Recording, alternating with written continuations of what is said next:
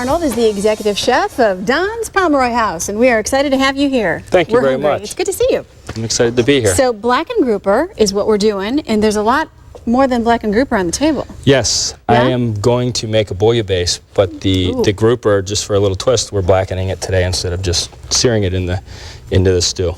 Blackening makes everything taste better, I think. It does. Especially with seafood. It'll flavor the sauce a little. Yeah, it's so good. Okay. And the fish. This is easy to do, right? It is. There's a lot going on this table. It's pretty easy. Away. Half of it is just the stock, which I'm going to start first. Okay, good. I'm going to do that in this back pan. We're not going to have enough time, obviously, to make it because it takes about an hour and a half to 2 hours to make a good fish or lobster stock. Okay, but we give the general idea.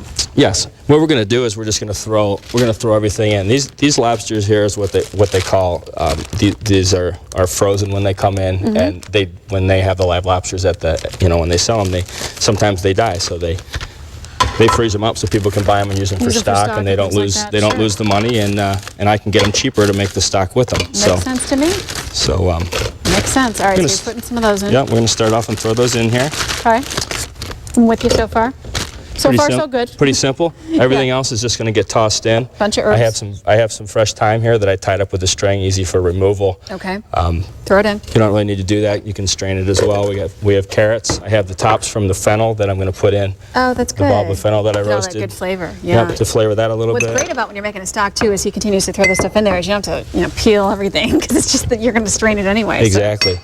Just make sure it's washed. You don't really have to peel everything. Yeah. I peel up the onions just because the skins are so dirty. Yeah. I'm not going to put a lot in there. And we're going to throw some water in here, which I have right here. You should cover it by about 1 inch is what you want to do with your fish or your lobster stock. It already smells good. I may not have enough water there, but you get the idea. We get the idea. Yeah. 1 inch above your whatever you're making here. Okay. We have some peppercorns. All right. And a couple bay leaves. That's pretty much your stock that we're going to easy.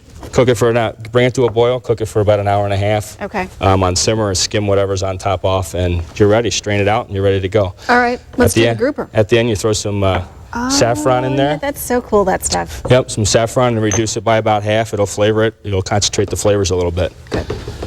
Let's get this out of the way. No, that's fine. You could just set it right there. That's great. Okay. See, this is a working kitchen. Okay. Now. Okay. What we're gonna do? Hot pan because I saw the smoke. Very hot. Okay. I'm going to sear the scallops and the shrimp. I have the grouper already done in this pan here. Oh, good, so we can see the finished product. I'll talk about the grouper a little bit. Okay. Grouper, you want to have a very hot pan. A lot of people use a cast iron skillet for this because it evens out the heat very nicely. Okay. You don't necessarily have to do it that way. I cooked that grouper just in a regular aluminum saute pan. We have just about 20 seconds left. Time goes fast when you're having fun on TV, doesn't it, folks? It sure does. I know. I'll have you lift that lid once we...